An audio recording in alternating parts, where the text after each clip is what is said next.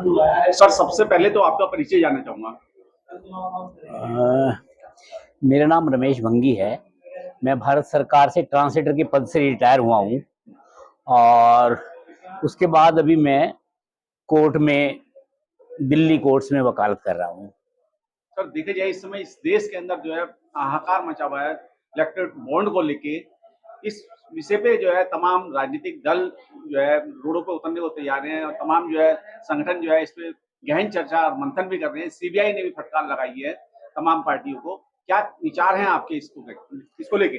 देखिए, electoral bond जो है अभी पिछले दिनों तक, कुछ दिनों तक कहा जा रहा था, एसबीआई कह रहा था कि इसे तैयार करने में जून तक का वक्त लगेगा।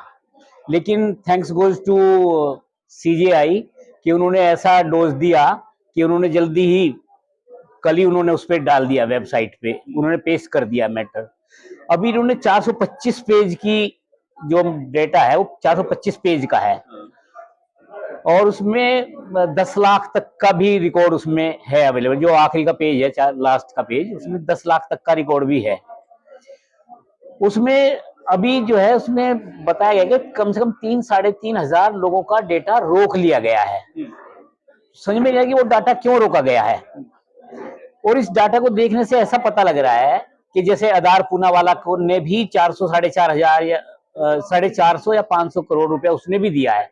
यानी कि वैक्सीन बनवाने के लिए, वैक्सीन के मामले में भी उससे 500 करोड़ रुपया चंदा लिया गया।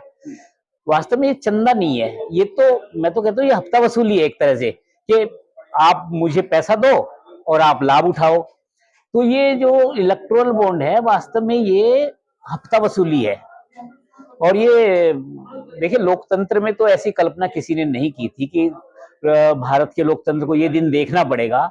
ये बहुत ही दुखद और भयानक और क्या कहें, मतलब इतना नेगेटिव जितने वर्ड्स कहे जा सकते हैं वो सब इस मामले में कहे जाते हैं कि भारतीय लोकतंत्र की इतनी दुर्दशा और इतना नीचे गिरा दिया गया है स्तर को कि उसका कोई शब्द मिलने को तैयार नहीं है। तो लोकतंत्र ऐसे कर रहा है कि भाई आप हमें पैसे दिए जाओ और आप कुछ कितनी भी लुटाई किए जाओ, कुछ भी करें। अब ये जो उसने 500 करोड़ दिए है पूनावाला ने, कि भाई क्या उन्होंने पानी का इंजेक्शन लगवा के दिए? क्या कौन सा क्या क्या चीज दी है? तो जब इंजेक्शन जो कोरोना काल में जो हमें वैक्सीन की डोज दी गई है उस तक के लिए इन्होंने रिश्वत, ये खुली रिश्वत ही तो है ये भाई, ये रिश्वत नहीं तो क्या है ये?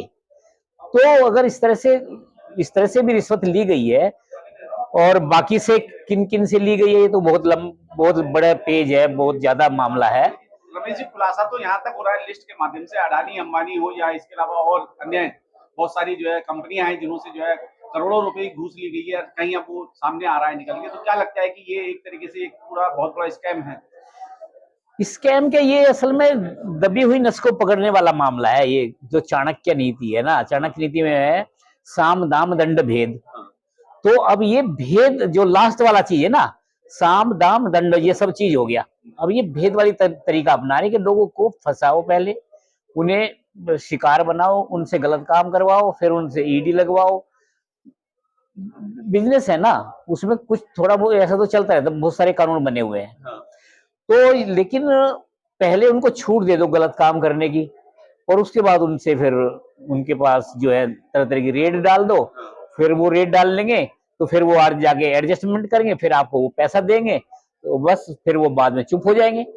अब जैसे कि एक बहुत प्रसिद्ध एक वो चला हुआ है आजकल कि सब कुछ धो देता, वो क्या चीज है?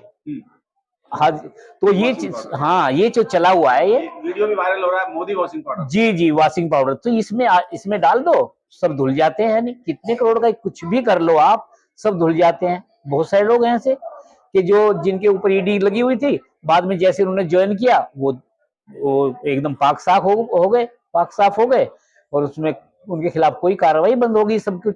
तो इस तरह का जो है ये बहुत अच्छा हुआ। ये तो सारा धन्यवाद तो सीजीआई को जाएगा कि उन्होंने सही समय पे, हालांकि 1-2 दिन का ही मामला था, 1-2 दिन पहले ही ये सामने आ गया। अगर 2-3 दिन शायद और हो जाते तो कुछ मेरे ख्याल वो नहीं आ पाता। लेकिन भारतीय स्टेट बैंक सुप्रीम कोर्ट के ऑर्डर को भी नकार रहा था, लेकिन जो है उसके दबाव में आके उसको जो है सार्वजनिक करना पड़ा। तो कहीं ना कहीं सरकार का दबाव है इस मामले में। नहीं, सरकार का दबाव तो एसबीआई पे नहीं, सरकार का दबाव तो हर चीज पे है, हाँ। हर संगठन पे है, हर व्यवस्था पे है, हर संस्था पे है। कॉन्स्टिट्यूशनल संस्था भारत में देखो, जो लोकतंत्र है वो हमारा जो लोकतंत्र है उस चार जो चीजें है ना, जैसे चुनाव है, हाँ। तो ये कॉन्स्टिट्यूशनल बॉडीज है हाँ। संविधान की, और वो स्वतंत्र रूप है, स्वतंत्र है। न्यायिक प्रणाली स्वतंत्र है, एग्जीक्यूटिव स्वतंत्र है, ऐसे ही विधायिका भी स्वतंत्र है, एक दूसरे में वो अपने आप में स्वतंत्र है, लेकिन चारों मिलके वो लोकतंत्र की रचना करते हैं। लेकिन अब क्या है, वो चारों का अस्तित्व ही नहीं है, वो एक का ही अस्तित्व रह गया है। तो और ये ऐसा नहीं है कि हमारी कल्पना है, वो हम साक्षात देख रहे हैं। चुनाव आयोग पे वो उसको कर देंगे, पीएन सेशन एक नाम जो है वो अब कल्पना बन के रह गए। नहीं तो होना ये चाहिए कि भाई जो कॉन्स्टिट्यूशनल बॉडीज हैं उनका एक अधिकार है और वो स्वतंत्र रूप से काम करती है। अब स्वतंत्र रूप से काम करने का उनके पास मौका ही नहीं है, क्योंकि सरकार खुद गठित कर रही है, सरकार अपने व्यक्ति को भेज रही है वहां पे काम करने के लिए, तो वो सरकार का नुमाइंदा है, तो वो स्वतंत्र कहाँ रह गया? जिस सरकार ने ही नियुक्त किया है, तो वो कहां से फिर वो रह गया भाई? वो तो सरकार की मानेगा। क्या लगता है आपको, मतलब इसके देश के अंदर जो है कुछ भी ट्रांसपेरेंसी में नहीं है? देखिए, ट्रांसपेरेंसी फिलहाल तो दिखाई पड़ने में नहीं आ रही है, क्योंकि हर कोई जो है सब जगह सरकार का दबाव है, हर जगह सरकार का एक वहां सरकार का नुमाइंदा बैठा हुआ है, हर जगह, हर कॉन्स्टिट्यूशनल पोस्ट पे बैठा हुआ है। तो ये कॉन्स्टिट्यूशनल बॉडीज से स्वतंत्रता की अपेक्षा तो की जा सकती है, लेकिन दिखाई नहीं पड़ रही है। इलाज क्या है? अभी 2024 का चुनाव सर पे है, तमाम जो है राजनीतिक पार्टियां ताल ठोक रही हैं, इंडिया गठबंधन भी बन गया और सब लोग जो है अपने अपने तरीके से अपनी अपनी बात कह रहे हैं इस देश के अंदर। क्या लगता है इस देश का क्या होगा? देखिए, देश का देखिए, जब तक व्यक्ति पार्टी या कोई भी जब तक अपने निजी स्वार्थों से ऊपर उठ के देश के बारे में नहीं सोचेगा, समाज की बात नहीं, यहाँ देश के बारे में सोचना है। फिलहाल हम कोई व्यक्ति खतरे में नहीं है, या कोई समाज खतरे में नहीं, कोई जाति खतरे में नहीं, कोई धर्म खतरे में नहीं, यहाँ तो पूरा का पूरा देश ही खतरे में आ गया है।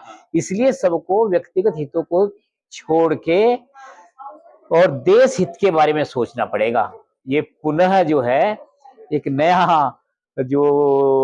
नया स्वतंत्रता आंदोलन जो है वो इस तरह की स्थिति पैदा हो गई है कि देश के बचाने के लिए हमें एक होके लड़ना पड़ेगा, व्यक्तिगत स्वार्थों से ऊपर उठ के। कौन सी होगी रमेश जी? किस लड़ाई की बात कर रहे हैं आप? देखिए, मैं लड़ाई की बात नहीं कर रहा, मैं तो देश को बचाने की बात है। देश को बचाने की ये लड़ाई कि हमारा संविधान बचा रहे। संविधान, देश में कानून का शासन है, रूल ऑफ लॉ है, रूल ऑफ लॉ, और ये अपना संविधान का कानून चलता है। तो लेकिन फिलहाल संविधान से देश नहीं चल रहा है।